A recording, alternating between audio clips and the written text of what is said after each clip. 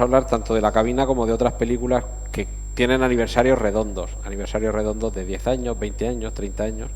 Y para eso tenemos aquí a una de las celebridades de Internet a partir de la pandemia, como es César Vardés, que cada día nos regala, porque es un auténtico regalo, de estas cosas por las que algunos pagaríamos por Twitter, como son las anécdotas de cine. César Vardés, que a pesar de que es economista, es un gran cinéfilo y además, no sé si se puede decir, César, que esas anécdotas, además de Twitter, van a tener una vida futura fuera de Internet. Sí, si Dios quiere y que va todo bien, pues en teoría pues editarán una serie de cuadernillos empezando el primero antes de junio del año que viene y en teoría estarán todas recopiladas en una serie de volúmenes que en teoría llevará el título de Imprimir la leyenda.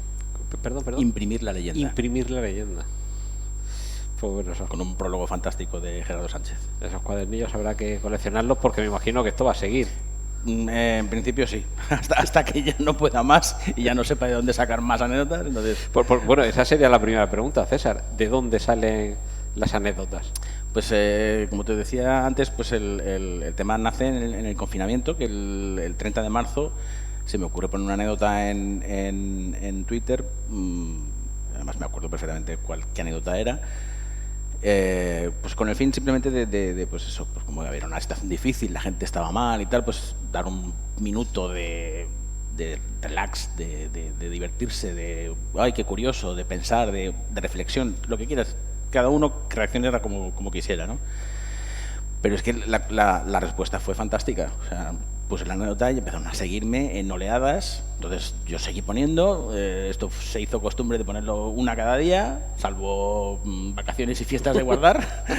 y ya te digo, o sea, digamos que tiré de memoria hasta verano. Luego a partir de verano ya, claro, se me acababan las que aún de vez en cuando se me enciende una luz y digo, oh, esta. Pero tiré de memoria y luego, pues claro, es libros, revistas, vídeos, anécdotas, IMDb, lo que quieras. O sea, todas las fuentes que puedas imaginar, de ahí las saco. Los trivia y las curiosidades de IMDb y los extras de los DVD, ¿no? Sí, claro. Luego está la dificultad de contarla de una forma atractiva, ¿no? Que no sea solamente el hecho y ya está, ¿no? Sino que decir, bueno, pues causar una cierta sorpresa o esconder el nombre del protagonista hasta el final, ¿no? Algo así, pero bueno. O dejar al final no un giro en plan Shyamalan, pero sí la revelación. Claro.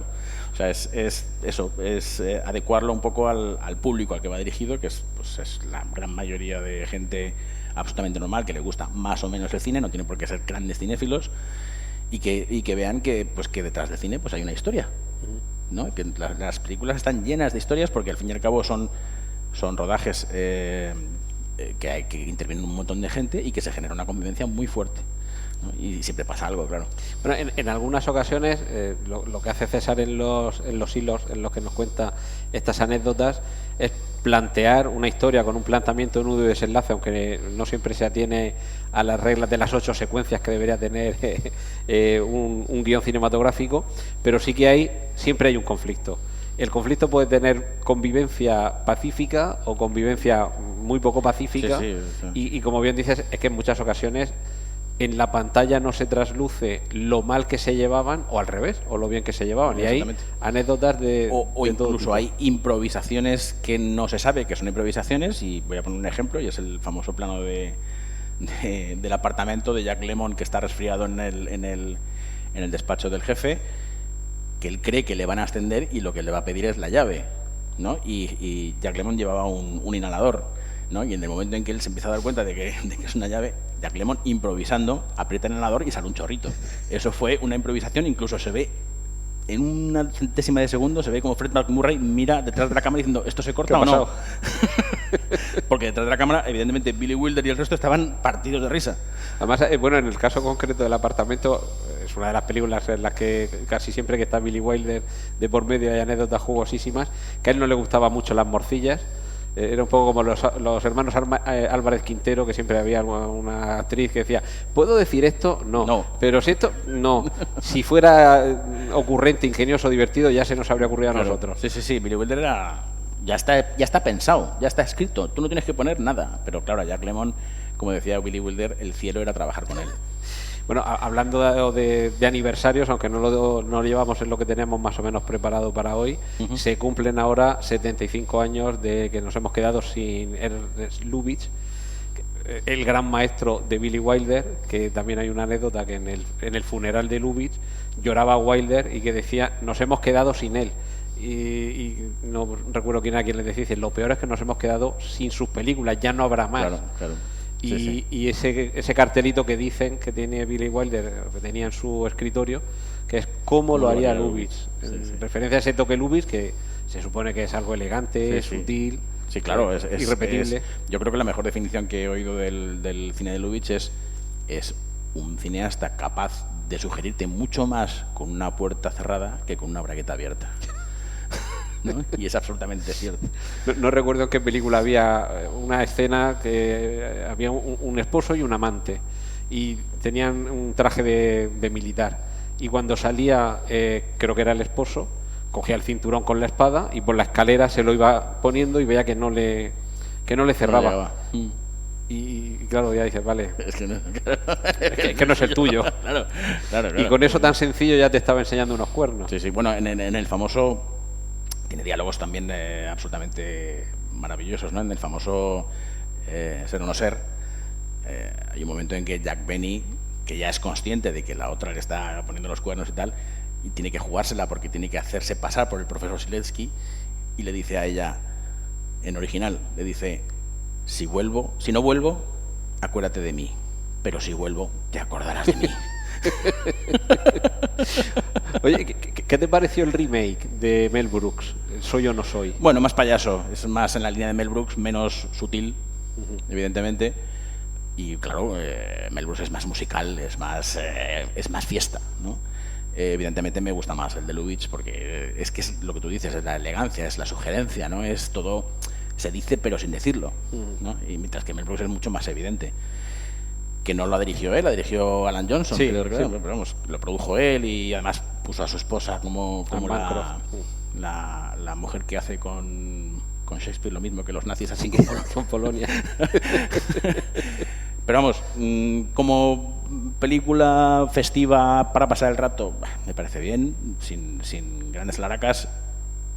Siempre aconsejaría antes la de Lubitsch que la de Mel Brooks. Sí. De todas formas, Mel Brooks me parece de estos directores que funciona mejor fuera de las cámaras, o sea, cuando no está rodando, cuando le hacen una entrevista o está contando alguna anécdota, que delante de demasiado burdo, demasiado sargures al humor, aunque con algunos golpes magníficos. O sea, en ese de la loca historia del mundo, lo de que Luis XV o Luis XVI o lo que fuera, que estuviera haciendo tiro al blanco y que pidiera pobre en lugar de plato, me parece demoledor y políticamente incorrectísimo. Sí, no, pero son esas películas muy flojitas. Sí. Pero sin embargo recuerdo una anécdota, una entrevista en el show de Johnny Carson, alguno de estos, que le pregunta el entrevistador, ¿qué es lo que resulta más difícil de hacer en el cine? Instantáneamente, o sea, rapidez mental brutal, dice, los agujeros. Dice, ¿cómo que los agujeros? Dice, sí. Entonces se pone a hacer así. Dice, sí, los agujeros del lateral del fotograma. Y entonces se pone a escenificar, dice, tienes que estar ahí haciendo, y te está explicando la complicación de tener que hacerle todos los agujeros a kilómetros y kilómetros y kilómetros. Y cuando te está explicando eso, que tiene gracia, te das cuenta que se ha metido en el papel de una forma tan absoluta que cuando lleva un rato escenificando que tiene que hacer agujeros, mientras sigue explicando, se sacude los trocitos. O sea, ese ingenio, esa capacidad de generar... Sí.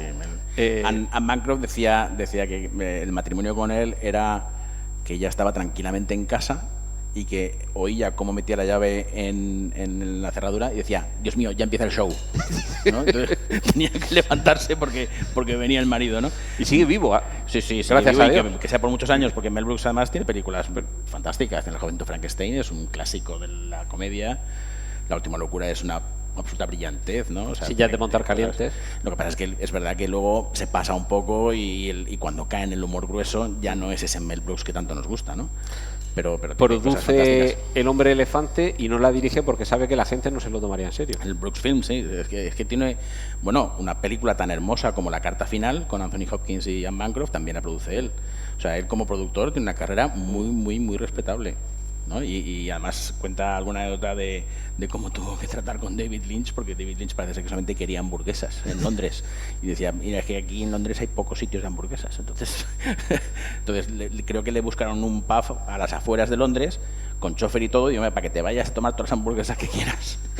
Ahora que mencionas a David Lynch, y hemos estado hablando antes un poquito de Spielberg y de Los Fabelmans, su semi-autobiografía, que se estrenará, bueno, se ha estrenado ya en Estados Unidos, pero sí, aquí en España la veremos en febrero para tenerla cerca de los Oscars.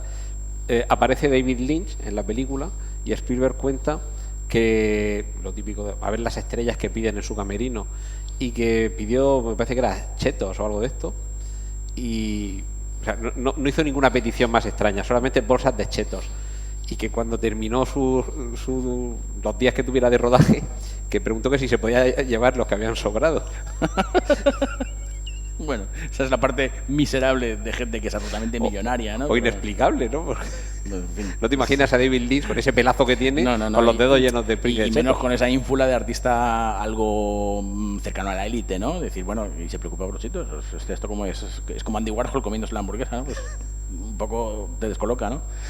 Pero vamos, estoy seguro que Los Fabelmans será una película muy a tener en cuenta este año. ¿Puede ser el cinema paradiso de la generación de cristal? Sí, puede ser. Tengo que verla, todavía no la he visto. Y todavía tampoco tengo muchos elementos de juicio por lo que van diciendo, ¿no? O sea, sé que sí que suena para los Oscar, que es muy probable que tenga más de una nominación, que Spielberg suena como incluso triunfador. Pero hay que verla, porque también habrá que ver hasta qué punto. Si hay algún defecto que puede tener Spielberg, es que a veces recarga demasiado el elemento tierno, ¿no? O sea, yo siempre digo que la lista de Schindler me gusta toda la película me gusta, salvo la escena del anillo. Del anillo, cuando se le cae el anillo, ¿no? Y empieza, con este hubiese salvado a 2 más, con este 3 más. Caramba, me has estado toda la película retratando a un personaje que es frío, que es un tío que sabe muy bien lo que hace, que no le importa jugarse lo que haga falta y tal, y ahora me vienes con esto. Ahora, solamente para sacarme la lágrima, porque es una escena que podría prescindirse perfectamente de la película. Con lo bien que hubiera quedado que le entreguen el anillo, se le cae, lo busca con nerviosismo, porque no lo quiere perder, y te vas. No, empieza, no, y este coche, y la insignia de los nazis, y no sé qué. Esa escena para mí es lo peor de la lista de Schindler, con mucho. Venga, vamos a reformar a Spielberg. ¿Le habría sobrado también en la lista de Schindler toda la secuencia final? No, con los supervivientes poniendo la piedrecita. A mí no me molesta. Quizás lo único es la fotografía, que sí que es discutible. Es una fotografía con un grano grueso, con un color muy, muy contrastado y tal. Muy años 70. Es una fotografía muy de años 70. Pero no me molesta, a mí no me parece mal que los auténticos personajes se junten con los actores para rendir un último homenaje a un tío que ha salvado a 1.300 personas. Me parece muy bien. Sobre todo para que quede testimonio que habrá quien vea la película y necesite. Claro. Spielberg es muy de subrayar, le pasa como a Nolan. Sí, no solo hace falta que te lo muestre, sino que te lo subraye. Claro, y que además no solamente ha salvado a 1.300 personas, sino que ha salvado a todos los descendientes de esas 1.300 personas. Sí, bueno, la explicación un poco la frase esa de que salva una persona, salva el mundo, claro, porque todo lo que salga de esa rama también, claro, lo está salvando. Efectivamente, o sea, yo creo que es enormemente coherente con lo que quiere decir la película, ¿no? Bueno, además de tus anécdotas en Twitter tan célebres, tienes también un blog, Los Ojos del Lobo, que ahí sí que profundizas un poco más. Ahí digamos que sí que tienes más la faceta del César Bardés crítico de cine, que yo todavía he descubierto que hay un máster de crítica cinematográfica y además parece interesante. O sea, que ya está bien que empiecen a repartirnos carnets. Yo no me considero crítico de cine, pero que esa faceta analítica, ¿cómo ves tú la perspectiva de recopilar anécdotas y exponerlas con una cierta narrativa a coger una película, diseccionarla? A ver, te voy a ser muy sincero, como amante del cine y como una persona que ha estado, yo es que, perdón por la expresión, pero yo he mamado cine. O sea, en mi casa, de alguna manera, desde pequeños, era una fiesta, era una juerga ir al cine. O sea, era esa liturgia de que mi padre iba por las mañanas a por las entradas, venía a casa y decía, esta tarde nos vamos a ver Tiburón. Y todos, oh, Tiburón, qué pasada. Claro, íbamos los 4 y era una maravilla, ¿no? O sea, tengo grandes recuerdos de eso, ¿no? Y siéndote sincero, yo, claro, prefiero ser crítico de cine que un anecdotario. Lo prefiero. Es a lo que me dedico y es lo que me gusta, ¿no? Y tengo 3 libros de cine ya publicados basándome en esa faceta, sin olvidar que dentro de esos... Y la larga lista de colaboraciones con medios de comunicación, diarios, fotogramas... Sí, o sea, sin olvidar que en todo eso sí que cuelo alguna anécdota, porque creo que ilustra muy bien determinadas cosas, ¿no? Lo de la anécdota ya te digo que fue una cosa más fruto de la casualidad que otra cosa, pero a mí lo que me gusta es desbrozar una película desde un punto de vista lo más objetivo posible, porque creo que lo soy, y ofrecérsela al público con, entre comillas, un poquito de literatura, ¿no? O sea, porque eso me lo han dicho muchos, es que la diferencia entre tú y cualquier otro crítico que te puedas echar en cara es que tú escribes. ¿Sabes? Es que me lo han dicho. O sea, no es que yo quiera presumir, porque a mí se me da fatal presumir, pero es que me lo han dicho. Y de hecho en los libros también se me ha ponderado mucho esa faceta, ¿no? Es decir, es que son libros en los que la crítica de cine parece que te sale del alma, que te sale de dentro. O sea, es un componente emocional que añades a lo que escribes, que es muy valioso para el que lo lee. Pues oye, agradecido por todo eso que me dicen, que es súper halagador. Lo intento todos los días, no siempre sale, pero bueno, la mejor prueba son los 2.418 artículos que hay en Los Ojos del Lobo, que ahí voy poniendo todo lo que se va publicando. Ahora mismo, salvo los estrenos, que sí que más o menos voy llevando un poquito al día, estoy publicando cosas que se han publicado hace un año. Y una pregunta, porque con respecto al estreno, que es lo que toca, cuando dices, vea, voy a hacer una crítica, una recensión, un análisis, lo que sea, como lo denominemos, de una película que no se ha estrenado ahora, es decir, no toca, pero me apetece hacerlo de esa en concreto, por las razones que sean, por un aniversario, porque la he vuelto a ver y me ha llamado la atención. Ahí notas la diferencia entre la obligación de tener que hacer la crítica de esto, te llene más o te llene menos, a la diferencia de decir, mira, es que esto me apetece hacerla esta película, ¿por qué? Porque sí.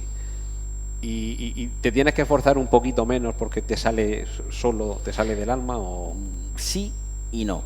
Es decir, sí que es verdad que, digamos que la voluntad, las ganas en sí mismo de decir, pues quiero escribir sobre una película, pues que por la razón que sea, me apetece muchísimo escribir sobre ella, pero por otro lado lo que te entra también es un vértigo muy importante de estar a la altura de la película que quieres narrar. O sea, qué difícil es hacer un artículo sobre El Padrino.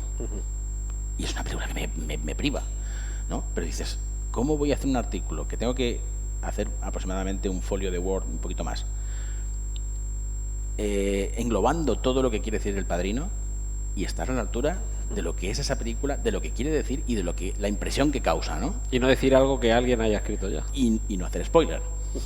También. Que también eso es importante. Bueno, se pueden hacer spoilers ya del Padrino, que han pasado 50 años. Sí, no, pero hay gente que todavía que te dice, joder, es que me destripas del final. Yo leí una crítica, esto es muy anecdótico, yo leí una crítica diciendo que a un señor no le gustaba, no digo el nombre para no ser malo, que no le gustaba El Padrino porque se parecía demasiado a Los Soprano. Sí. Es una crítica habitual al Padrino, precisamente. Sí. Digo, bueno, pues teniendo en cuenta que El Padrino es bastantes años antes que Los Soprano, pues bueno. Y que de hecho en los propios personajes de Los Soprano te muestran ese afán de emular lo que para ellos es un referente. Claro. O sea, es que también hay, por ejemplo, un debate que me parece ciertamente interesante, que es que siempre dicen que quién es mejor, si Coppola haciendo El Padrino o Martin Scorsese haciendo uno de los nuestros, ¿no? Y yo digo, es que no se pueden comparar. O sea, Coppola me está retratando la élite, la gran familia, los que toman las decisiones, los que tienen la influencia política. Scorsese me está retratando los soldados, los que ejecutan las órdenes. Los que dan las órdenes están más arriba. O sea, es como si Coppola hiciera los que mandan y Scorsese los que ejecutan, ¿no? Entonces no es lo mismo, o sea, evidentemente cada uno... Teléfono rojo y senderos de gloria. Exactamente, sí, o sea, es que es muy diferente, ¿no? Y ambos llegan a su meta, yo creo que es su objetivo, ¿no? Es decir, vamos a tratar un determinado ambiente, en el caso del Padrino, un determinado ambiente de élite, de lujo, de influencia de todo tipo, ¿no? Cabezas de caballo y esas cosas. Con toda la secuencia del arranque con la boda ya nos deja claro, como sucede en Casablanca, el poder de una firma ya te demuestra el poder de Rick. Claro. Y aquí todo lo que se reúne en esa fiesta al principio, cómo le están anotando la matrícula de los coches a los invitados, los que están esperando su turno para ensayando incluso lo que tienen que decir, Sí, y ya te está diciendo, aquí hay poder, aquí se huele. Claro, se huele el poder, ¿no? Mientras que los de uno de los nuestros no son poderosos, son unos miserables. Realmente son unos tíos que sí, que vale, que sacan el cuchillo, la pistola, lo que sea, o matan a un tío a patadas a la primera de cambio, pero no son los que toman las grandes decisiones. Pueden hacer sus golpes, sus cosillas y tal, porque quieren ser uno de los que toman las decisiones. A Joe Pesci lo cazan así, porque quiere ser uno de la familia, ¿no? Pero es que no lo son, ¿no? Y lo mismo pasa con Casino. O sea, Scorsese se mueve siempre en la clase social más baja dentro de la mafia. Mientras que Coppola no. Coppola es la clase más alta, ¿no? Y creo que los dos lo hacen extraordinariamente bien. Bueno, El Padrino cumple 50 años, igual que los ha cumplido la cabina, que se ha proyectado esta tarde. Y estábamos comentando antes de venir aquí que la idea de la cabina, de que un señor se quede atrapado y no pueda salir de una cabina, realmente le surge a Antonio Mercero y la desarrolla con José Luis García con un germen de comedia, hasta que se dan cuenta de que hay un punto en el que cuando metes a alguien en una cabina y no puede salir, no tiene nada de gracioso. Se juntaron para intentar hacer un guión de comedia con García y con Horacio Valcárcel. Y al final creo que fue García el que dijo, oye, qué gracioso sería un tío que se queda dentro de una cabina. Entonces empezaron a trabajar y se dieron cuenta de que eso podía ser un cuento, porque es que prácticamente es un cuento de ciencia ficción, prácticamente. Bueno, un género que a su manera García también ha explorado luego con la serie de las historias del otro lado. Claro, o sea, lo estaba un poco pensando, en los límites de la realidad, un poco ese tipo de... Sí, claro, estaba pensando, y también es una época en la que pues es la dimensión desconocida y todo esto. Hay, en ese momento, en el año 72, se está proyectando en televisión española una serie que se llama Galería Nocturna, que también es de Rod Serling, ¿no? Que es un calco prácticamente La Dimensión Desconocida, solo que en episodios más cortos, son de 20 minutos, una cosa así, donde Steven Spielberg hace un debut fantástico en un episodio que se llama Ojos con Joan Crawford. Que Joan Crawford, cuando le fueron a entrevistar, dijo, no me entrevistéis a mí, entrevistar a este tío que va a ser el mejor director de la historia del cine. Y empezaron mal, porque he leído, me pasa un poco como a ti, tampoco sé muy bien las fuentes, que no empezaron nada bien porque decía, a ver, ¿quién es el director? Esto es un desastre. Y cuando le presentaron a Spielberg, que tenía mucha pinta de pollo hasta que se dejó crecer la barba, pues que está el niñato dirigiendo. 22 años, estamos hablando de un tío de 22 años. Un chavalín, pero él le hacía un poco la pelota regalándole todas las mañanas una botella de Pepsi Cola. Con una flor. Con una flor dentro, porque su marido había sido un directivo de la Pepsi Cola y se la ganó con eso, pero sobre todo demostrando que con 22 años que ya era un genio. Y quien pueda pillar el episodio, que lo pille, porque se ve el germen ahí de un tío que sabe muy bien lo que está haciendo, ¿eh? Es un episodio fantástico. El primer plano del primer episodio de Colombo, que se ve un coche por una calle, la cámara, el plano se va abriendo hasta que vemos que la cámara está situada en lo alto de un rascacielos.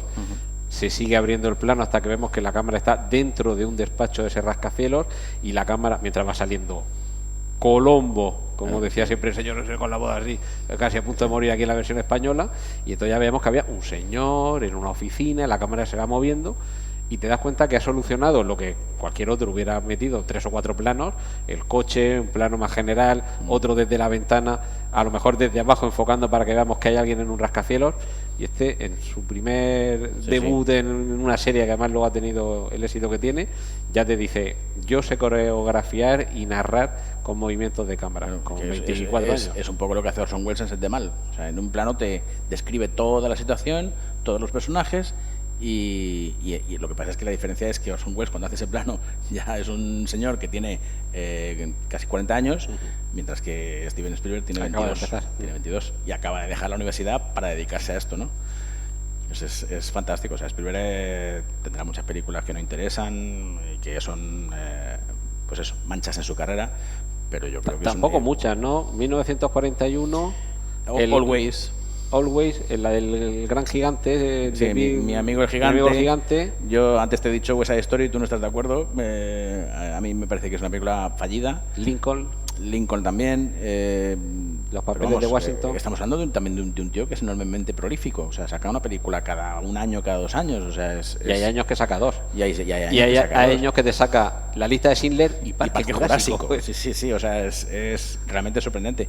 Pero eso es una muestra de que es un tío que ha visto todo el cine del mundo, ¿no? O sea, ha visto todo el cine del mundo y lo sabe volcar en las historias que quiere contar, ¿no? Y eso no lo puede hacer cualquiera. Voy a ver, porque me he apuntado dentro de las películas que tienen aniversario redondo, como esta El Padrino, como La Cabina, que son del 72, que cumplen ahora 50 años.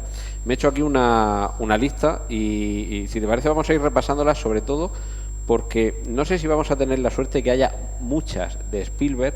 De momento sí que estoy viendo que en 1982, que cumple ahora 40 años, está como películas más taquilleras, Blade Runner, como películas más taquilleras están E.T., Tootsie, Oficial y Caballero, Rocky, Poltergeist, producida por Spielberg, y tal vez dirigida por Tom Hooper. Sí, pero bueno, según parece, según las fuentes que te puedes ir consultando un poquito más profundamente que el lector normal y tal, parece ser que sí que Spielberg dirigió alguna secuencia y que Tobe Hooper incluso le llamó la atención. Dijo, macho, que la película es mía, tú dedícate a ser productor, pero la película es mía. Entonces, que Spielberg le pidió incluso perdón y le dijo, no, es verdad, la película es tuya. Y que luego, debido al rumor que se originó de que Steven Spielberg era el verdadero director de la película, Tobe Hooper se quedó muy molesto, diciendo, oye, ¿cómo que tú la has dirigido? La he dirigido yo.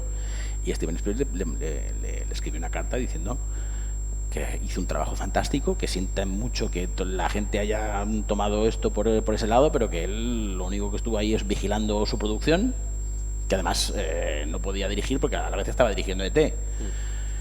Y que el trabajo, el 80-85% del trabajo de Poltergeist es de Tobe Hooper. Yo tengo un amigo que dice que Poltergeist, famosa película en la que Tobe Hooper es director de segunda unidad, es una maldad muy mala. Aunque sí que es cierto que de esos productores, en el caso de Spielberg, que pasa un poco como en aquella época dorada de el sistema de estudios, en los que las películas, más que ser de tal director, era una película de la Warner, una película de la Paramount, claro, sí. Imprimían un poco un sello, que mutatis mutandis es lo que igual pasa ahora con las plataformas de streaming. Hay una anécdota maravillosa referida a Casablanca, que es una película Warner. Casablanca tenemos también... Que son 80 años, ¿no? Aniversario. Son 80 años. 80, sí. Pues hay una anécdota maravillosa referida a Casablanca, que es película de la Warner, y es que, claro, como es una película de estudio y es una película de productor, los proyectos se asignaban, no se pedían. Entonces, no iba a dirigirla en un principio Michael Curtis, iba a dirigirla Howard Hawks. Mientras que a Michael Curtis le había asignado el proyecto del Sargento York, ¿no? Y entonces Curtis y Hawks eran amigos, frecuentemente salían a cenar, y entonces en una cena pues se juntaron y entonces Curtis dijo, mira, voy a hacer una película sobre un objetor de conciencia que es un héroe de guerra y tal, es que no me siento capaz de hacerla y tal. Y Hawks decía, pues fíjate yo, esa especie de musical que me han dado de un tío que está desterrado en Casablanca, no tengo ni idea de cómo hacerla y tal. Entonces Curtis dijo, ¿y por qué no pedimos a la Warner que cambiemos los proyectos? Y Hawks le pareció muy bien. Y dijo, pero antes de que lo pedamos, te voy a decir una cosa, le dijo Curtis.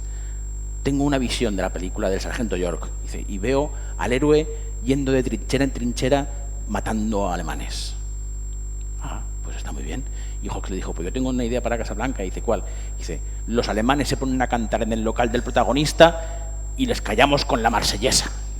Entonces se cogieron el uno al otro la idea y les introdujeron en sus películas. El momento, por lo menos el de Casablanca, yo creo que el más emocionante de toda la película. Uno de los más emocionantes. Hay que decir que Casablanca tiene, pues probablemente de los mejores diálogos de la historia del cine, porque hay diálogos francamente buenos, ¿no? El famoso, hay uno que me gusta mucho, que es el de ¿qué hiciste anoche? Hace tiempo de eso, ya no me acuerdo. ¿Qué vas a hacer esta noche? Dice, nunca hago planes con tanta antelación, ¿no? Pero también tiene una de las frases más cursis que se han podido parir en el cine. Y la perdonas porque es Casablanca, pero es aquella de, dice, ¿son los cañones o los latidos de mi corazón? Y dices, ¡ostras! Eso si hoy lo dijera Pablo Motos lo cancelarían. Es un poco... En esa película para mí las mejores líneas las tiene Renault, el personaje de Claude Rains. Cuando le preguntan que quién es Rick, Rick es la clase de hombre de quien yo me enamoraría si fuese mujer. Sí. Lo de qué escándalo, en este lugar se juega, señor, su ganancia. Es que, gracias. es lo que te iba a decir. Nos apostamos, no sé, $100. Vamos a apostarnos 20. Soy un funcionario corrupto, pero pobre. Sí, que es sí, una no. detrás de otra. Yo creo que esto es producto de un poco de que no sabían muy bien qué Hacia poner. dónde iban, ¿no? Y entonces lo ponían lo primero que se les ocurría, ¿no? Entonces, como rodaban un poquito así, improvisando todo y tal, pues les quedó esta especie de sucesión de momentos inolvidables que tiene la película, porque es una detrás de otra. Y es peligroso eso en una película, ¿eh? Porque cuando metes un montón de momentos buenos y luego metes uno malo, la película se te puede caer. Nota mucho más. Y sin embargo, la Casablanca no se cae en ningún momento. Son momentos y momentos y momentos. Y dices, joder, es que la despedida de Bogart en la estación del tren, es que el final con tal, que bueno, otra cosa, Casablanca con niebla y con gabardina. Bueno, pues vale, te lo pasas porque es Casablanca. Pero la humedad del mar, el Atlántico. claro, lo dudo, ¿no? Pero vamos... Vine a tomar las aguas, voy me a engañaron. Al maestro Garci, porque la define muy bien, porque dice exactamente esto, dice: hay películas malas, hay películas buenas y hay películas irrepetibles. Las películas irrepetibles suelen ser películas de atmósfera, como Ladrón de bicicletas o El tercer hombre. Dice, bueno, pues la obra maestra de las películas irrepetibles es Casablanca. Y estoy totalmente de acuerdo con él. Y hubo un proyecto que yo creo tampoco llegó a mucho, de rodar una secuela en la que, claro, ese principio de la maravillosa amistad, una de las frases míticas de broche final de una película. De la homosexualidad, ¿no? Bueno, a lo mejor ahí el personaje de Claude Rains ya se salía con la suya, el hombre del que me enamoraría si fuese mujer, pero que había un proyecto que era llevarlos a los dos a luchar a las trincheras, porque a partir de ahí tenían que huir, y las aventuras de esos dos personajes. Yo no sé si alguna vez habrá alguien que cometa la insensatez de llevarlo a cabo. Es que si no está Bogart y no está Claude Rains, yo creo que no tiene ningún sentido, ¿no? No vas a encontrar a nadie que tenga ese carisma y esa... Pero eso se hace por ordenador ya. Sí, pero bueno, ya no es lo mismo. O sea, ves a Leia por ordenador de joven y dices, pues sí, vale, como broma, como momento nostálgico, está muy bien. Pero para una película entera... ¡buah! No, pero te crees más, en el caso de Rogue One, te crees mucho más al gran Moff Tarkin, a Peter Cushing, sí, como regeneración a través del ordenador. Pero es que esta de Peter Cushing no te la esperas. La aparición de Peter Cushing es, ay, va, pero si este es Peter Cushing. Sin embargo, la de Leia al final dices, bueno, es que esto tiene que enlazar de alguna manera con lo otro, porque si no es una historia aparte, ¿no? Es totalmente al margen de la saga de Star Wars. Oye, películas de aniversarios, por concretar con las más viejunas, hemos visto los 80 años de Casablanca, pero es que cumplen 90 años Freaks, La momia de la Universal, Scarface, la de Howard Hawks, y El malvado Zaroff. Pues ahí el cine está aprendiendo a dar sus primeros pasos dentro del sonoro, ¿no? Y está haciendo películas extraordinarias, ¿no? En Scarface, que es una película que permaneció durante mucho tiempo desaparecida porque hubo problemas de censura con ella. Bueno, la primera es que es alucinante. La primera escena de Scarface es un señor que está barriendo los restos de una especie de fiesta de Nochevieja, y entre las serpentinas y el confeti saca un sujetador. Año 32. Año 32, ¿no? Que es precode, o sea, es precódigo, ¿no? Precódigo de censura. Pero aún así dices, ostras, es la primera secuencia. Eso ya para empezar la película, ¿no? ¿Lo habría firmado Lubitsch?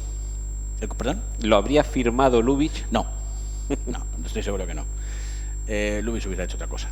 ¿Cómo lo habría hecho Lubitsch esto? Pues esto hay que pensarlo con mucho detenimiento, ¿no? Y Scarface, lo que pasa es que, claro, Al Capone era conocido como Scarface, ¿no? Sí, porque tenía una cicatriz en la cara. Y entonces Ben Hedge, que es el guionista, un buen día vuelve del rodaje y está en su hotel en Hollywood Boulevard. Hay 2 gorilas de Al Capone dentro de la habitación. Entonces le dicen que por qué está usted rodando una biografía del señor Capone. Y entonces Ben Hedge le dice que en absoluto está basado en Al Capone, que él se ha basado en Joey Colosimo y Dan O'Banion, que eran dos mafiosos de los años 20.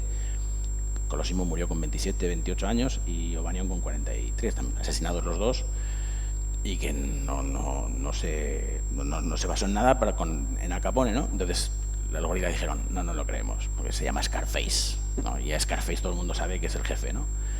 Y entonces le dijo, claro, porque el negocio es el negocio y nosotros ponemos Scarface para que la gente crea que es la biografía de Al Capone, pero no es la biografía de Al Capone. Entonces los gorilas parece ser que se miraron y dijeron, pues el señor Capone sabe lo que cuesta hacer que prospere un negocio y estará muy contento con sus explicaciones. Entonces cogieron y se largaron, ¿no? Pero Ben Hecht debe de tener esos momentos muy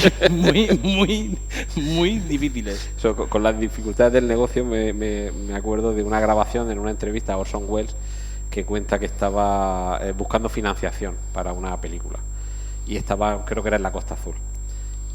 Y casualmente estaba en esa misma época, en ese mismo hotel, Winston Churchill, que estaría por ahí veraneando, tomando las aguas, y lo saludó y lo invitó al próximo estreno. Pues voy a estrenar una película en Londres dentro de un mes, pues estaríamos agradecidos. Pues muchas gracias, tal. Y ya está, ahí queda la cosa. Y después pues tiene una entrevista con la persona que está a ver si le saca el dinero para alguno de sus proyectos fallidos. Y coincide que entra Winston Churchill y lo ve y le hace así un gesto con la cabeza, lo saluda, y el futuro financista se queda impresionado y dice, ¿conoce usted a Winston Churchill? Sí, es que él también era un poco de fantasmilla de inventarse las cosas, y ahí se ve que lo pilló a contrapié y no acertó nada más que a decir, sí, lo conozco, y no va a inventarse ninguna historia. Y se ve que a consecuencia de eso pues confió el inversor y le facilitó la producción. Y esa noche se lo volvió a encontrar y le dijo Wells a Winston Churchill, pues mire, me ha pasado esto y gracias a que nos hemos saludado, pues la película va a salir adelante, o sea que se lo tengo que agradecer, muchas gracias, señor Churchill. Pues bien. Y a la mañana siguiente pues seguía estando ahí de conversación a ver si terminaban de cerrar el trato, y coincide que vuelve a pasar Winston Churchill, o pasan ellos por delante, Winston Churchill, que estaba sentado, y cuando pasan por delante y Orson Welles le saluda, Winston Churchill, que estaba sentado, deja el periódico en la mesa, se levanta y dirigiéndose a Orson Welles hace así y le saluda, claro. Película financiada. Sí, para ilustrar, es la película que está intentando financiar, es El Proceso. Y el productor es Ilya Salkind, que luego años más tarde es uno de los que produce Superman. Pero es una muy graciosa, además Orson Welles contando historias era un fiera también. Yo creo que mejor contador de historias que director, siendo buen director, pero yo creo que debía ser absolutamente alucinante. Sí, además un trolero, o sea, contaba trolas, pero para aburrir, ¿no? Él decía, por ejemplo, que La Dama de Shanghái, pues que nació un poco producto de la casualidad, porque él estaba de gira con la compañía del Mercury Theatre para hacer La Vuelta al Mundo en 80 días y se había quedado sin fondos. Y entonces tenía un contrato con Harry Cohn de la Columbia, y entonces le llamó diciendo, oye, adelántame $10.000 para pagar a esta gente porque no lo tengo. Y entonces Harry Cohn dijo, pues te lo pago siempre que me mandes un guión que vayas a hacer. Y entonces, claro, él no tenía ningún guión ni tenía nada. Entonces, en el kiosco de enfrente de la cabina había una novela que le llamó la atención el título, que se llamaba Si muero antes de despertar. Entonces dijo, compra los derechos de una novela que se llama Si muero antes de despertar, que está muy bien. No la había leído. Y entonces, nada más colgar la cabina, se cogió el libro y dijo, madre mía, si era un libro espantoso. Lo único bueno era el título, ¿no? Claro. Y entonces, de ahí, de esa porquería de libro, nace La Dama de Shanghái. Ahí es donde está el gran director, ¿no? Bueno, un gran encontrador de historias. Sí. Y con esto de lo de las adaptaciones en las que termina siendo más o menos fiel, nos permite recordar una película que cumple ahora 100 años, como es Nosferatu. Pues ahí está. Pues. Adaptación no acreditada de Drácula, y por no pagar los derechos de autor, la viuda de Bram Stoker demanda a la productora.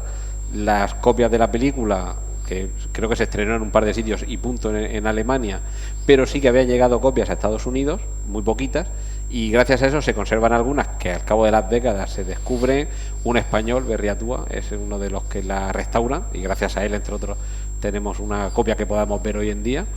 Y es una película que se destruye, y a Murnau pues se queda hace 100 años. Sí, no, y además es un hito en la historia del cine, ¿no? Por ese clima agobiante, mágico, pesado que tiene la película en todo momento, ¿no? Es una cosa absolutamente mágica, ¿no? Que estás viendo y dices, 100 años después y aún te sigue produciendo inquietud, no miedo, porque han pasado muchos años. En algún momento también. Pero una inquietud, siempre, además, jugando de una forma muy inteligente con las sombras, ¿no? Siempre Nosferatu comete sus fechorías en sombras, nunca es él el que lo hace, ¿no?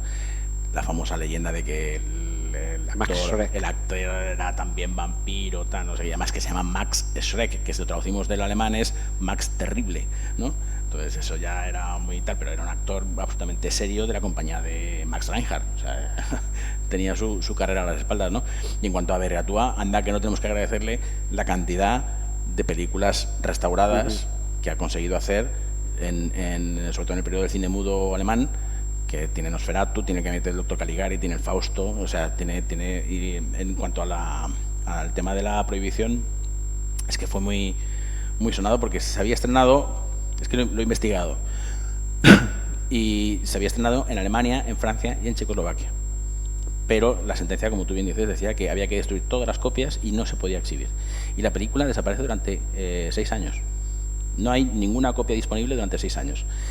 En 1928 aparece una copia en París, para regocijo de André Breton y los surrealistas, que les parecía que era lo más. Y aparece otra en Berlín. Y en 1930 aparece otra en Londres, ¿no? Para liar aún más la cosa, aparece otra en Berlín pirata.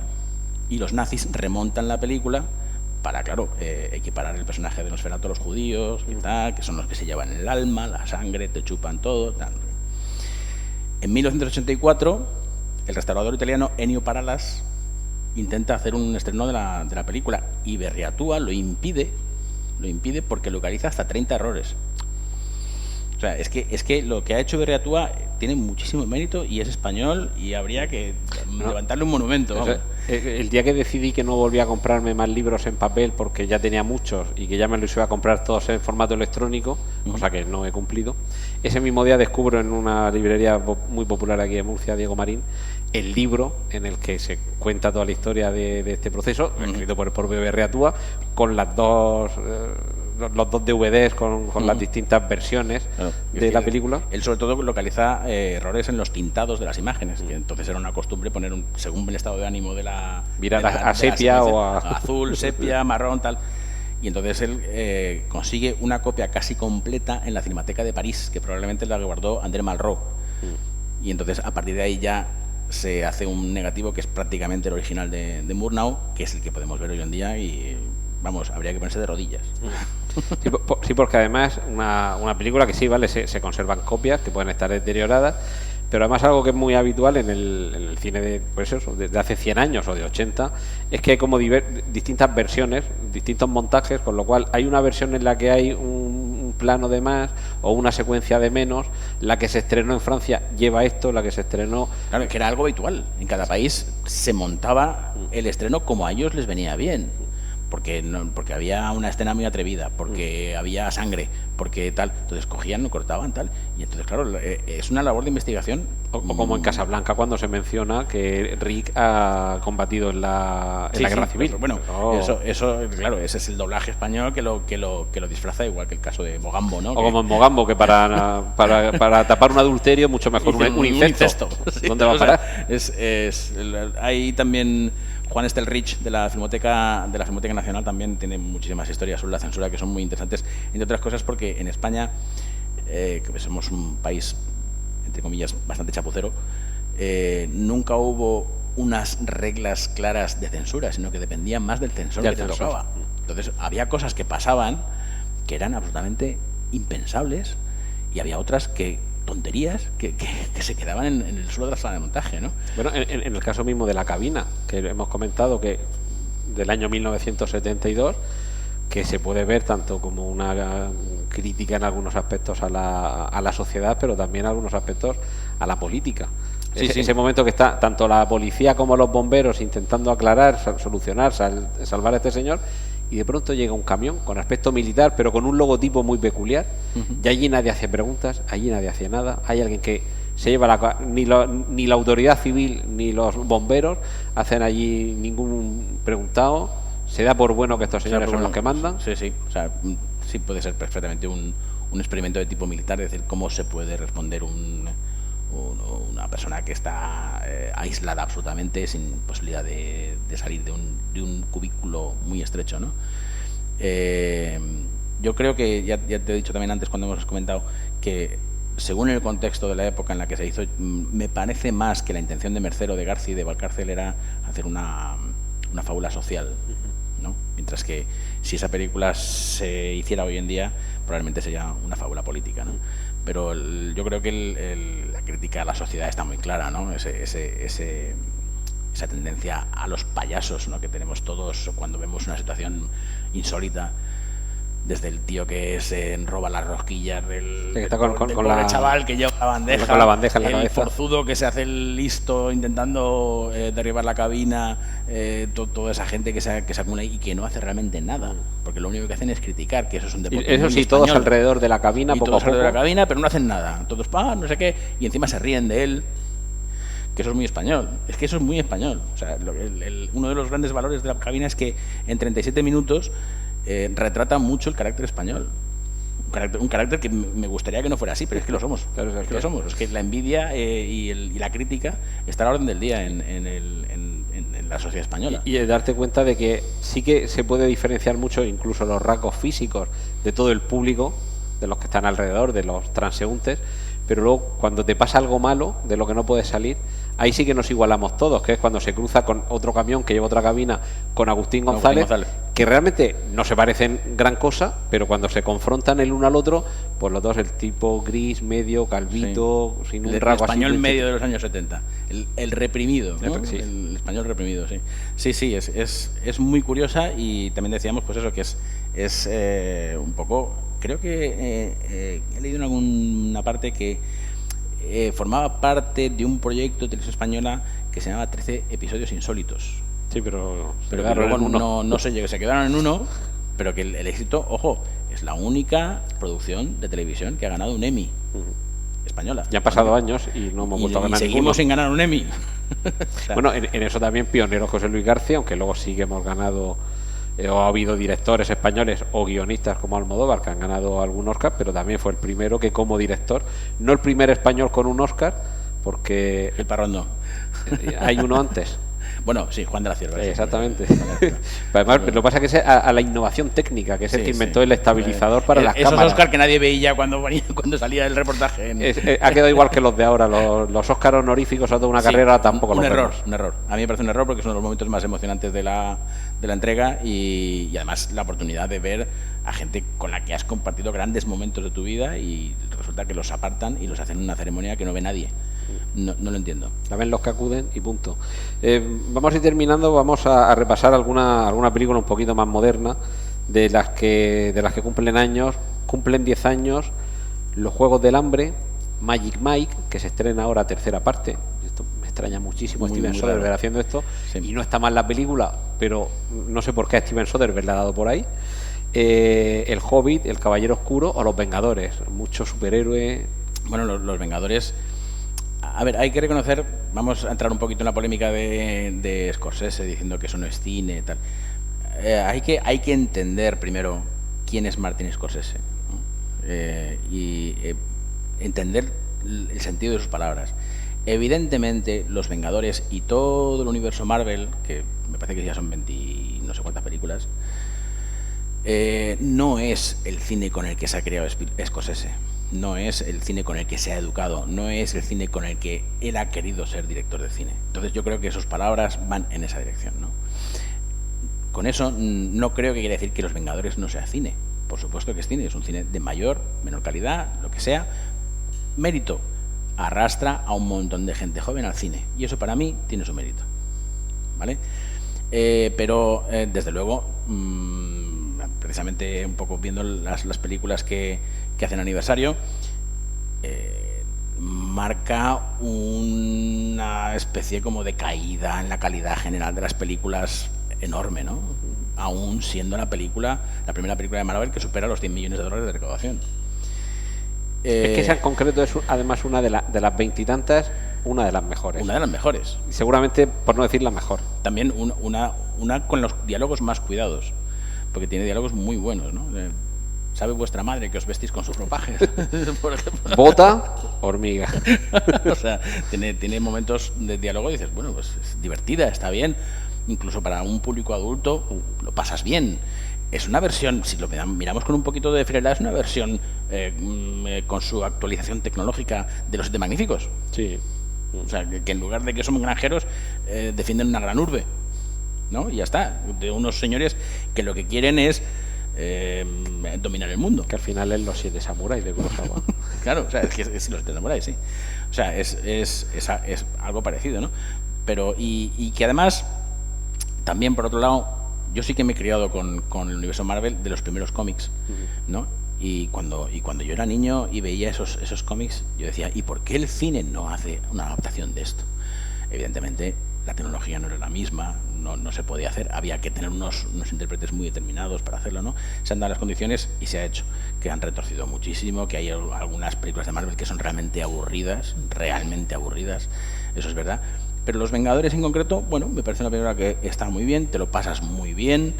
Digamos que esa escena en la que están todos los Vengadores en medio de las ruinas de la ciudad y están todos formando un círculo, es una de esas especies de sueños de niño. Y dicen, no, el Capitán América con el Hombre de Hierro y con la Viuda Negra y con el Ojo de Halcón y con el otro. Eso es adrenalina pura, ¿no? O sea, eso es un poco, pues eso, el ver a los Siete Magníficos cabalgando por el horizonte, ¿no? Un poco de esa manera. Y en cuanto a anécdotas, por ejemplo, es algo que a lo mejor no se nota mucho cuando se ve la película, pero solamente hay 2 secuencias de la película en la que coinciden todos. Solamente hay 2 secuencias. Pero no se nota, porque la película tiene un ritmo muy bueno. Por cierto, hay que destacar la aparición de Harry Dean Stanton cuando ve a Hulk y dice... ¿Extraterrestre? Es un alien. Y dice, ¿cómo? Que si vienen de otro planeta. Que Harry Dean Stanton es uno de la tripulación del Nostromo de Alien, ¿no? Y dice, no, pues entonces, hijo, tienes un problema. Claro. Y entonces parece ser que ellos entre ellos son actores de la misma generación, se llevan bastante bien y tal. Y cuando Robert Downey tenía noticia de que todos iban a coincidir, simplemente les mandaba una nota con una palabra, decía asamblea. Entonces ya sabían que por la noche cuando se acababa el rodaje había cachondeo. ¿Pero asamblea o assemble? Asamblea, porque además el título de rodaje original era la Asamblea de Vengadores. O sea que, y de hecho en Gran Bretaña tuvo que llamarse así. Se llamó en el estreno la Asamblea. Bueno, es que el grito, que es el que en Endgame, más que el grito, el susurro, pero es el grito habitual en los cómics, el Vengadores reuníos, que es al final de todo, cuando el Capitán América ya le están apareciendo todos alrededor, entonces llama al escudo, con el escudo en la mano, llama a Mjolnir, al martillo de Thor, que él ya es digno de manejarlo, y lo que dice de Vengadores reuníos, que en inglés es Avengers Assemble, es el grito de guerra de los Vengadores. Sí, pues. Pero claro, en Reino Unido, porque ya tenían la serie de televisión, que también tuvo película. Que también hubo película con Sean Connery, Ralph Fiennes y Uma Thurman. Que eran los Vengadores, pero no eran superhéroes. Claro, no eran superhéroes, eran unos ladrones, ¿no? Un poquito especiales, del servicio secreto y tal. Y el título era propiedad de la Warner. Entonces no les dejaba exhibir la película en Gran Bretaña con el título de Vengadores y se exhibió con el título La Asamblea de Vengadores. Bueno, pues los reunieron con el grito de guerra y ahí por lo menos ya los avanzaron. Pues vamos a tener que despedirnos, pero nos dejamos, pues fíjate, cumplen 10 años, por seguir con los superhéroes y con llamar a la gente, en este caso a leer, cumplen 10 años Spider-Man o Harry Potter y la Cámara Secreta, o El Pianista. Perdón, 20 años. Cumple 30 años Drácula de Bram Stoker o Reservoir Dogs, o Aladino. Y muchas más. Lo que pasa es que hemos destacado todas estas, pero de Sin Perdón, que cumple también 30 años. Sin Perdón. De esa, sé que tenías tú una anécdota para recordar. De Sin Perdón, bueno, aparte de que me parece una película absolutamente bestial, ¿no? O sea, el tema es cuando estrenó una película Clint Eastwood, le preguntaron si esperaba ser nominado al Oscar. Y entonces él dijo, yo no seré nunca nominado al Oscar. Primero, porque no soy judío. Segundo, porque hago muchísimo dinero. Y tercero, porque me importa una mierda. Desde entonces ha ganado 2 Oscars y 6 nominaciones. A lo mejor solo tenía que verbalizar, porque... Claro, solamente hay que decir lo contrario para que te ocurra, ¿no? Y desde luego, pues hay muchísimas cosas que contar de ese rodaje, ¿no? Richard Harris, por ejemplo, la caracterización de Richard Harris empieza con un perfecto inglés y cuando ya le echan habla Cockney porque está hasta las narices de la paliza que le ha dado Jim Hackman, ¿no? O sea, eso se puede observar en la versión original, ¿no? Y por supuesto el buen rollo que hay en todo momento entre Jim Hackman y Clint Eastwood, ¿no? Que luego se prolonga con otra película como Poder Absoluto, que Clint Eastwood dice que es que a Jim Hackman no hacía falta dirigirle, o sea, que siempre dice cuando quieras. Bueno, sí, eso es otra de las entrevistas. No recuerdo a quién era que había trabajado con Clint Eastwood, que no dice acción y no dice corte, que dice adelante. Bueno, adelante. Dice accione, para que no sea tan cortante. Sí. Y en vez de cortar, decir suficiente. Gracias. Sí, gracias, suficiente. Gracias. Sí, o sea, William Goldman, que es el guionista, por ejemplo, de Dos hombres y un destino, o de La princesa prometida. Decía que le hizo el guión de Poder Absoluto, ¿no? Y entonces dice, yo sé que Poder Absoluto no es una gran película, pero todo el mundo debería tener alguna vez la oportunidad de trabajar con Clint Eastwood. No está nada mal la película. No está nada mal. Es una buena película, ¿eh? A mí me gusta mucho y es muy coherente además con todo lo que hace Clint Eastwood. Otra película que William Goldman elogia muchísimo, que también hace aniversario, que es Matar a un ruiseñor, dice, hay una frase con la que estoy totalmente de acuerdo, dice, si no le gusta a usted matar a un ruiseñor, hágaselo mirar. Cierto. Bueno, pues si todas estas películas de las que hemos hablado, a quien nos ha estado escuchando, viendo, no les gustan, que se lo hagan también mirar. Sí. Y para hacérselo mirar, desde luego, es el talento que tienes cada día, con tus hilos en Twitter, recordándonos con esas anécdotas que el cine también está hecho por humanos. Y muchas gracias, César Bardés, por haber estado con nosotros esta noche. Gracias a la Biblioteca Regional de Murcia, que ha sido un placer, a Juanjo por la invitación y a ti por el buen anfitrión que has sido en todo momento. Muchas gracias. Bueno, pues muchas gracias y hasta otra ocasión.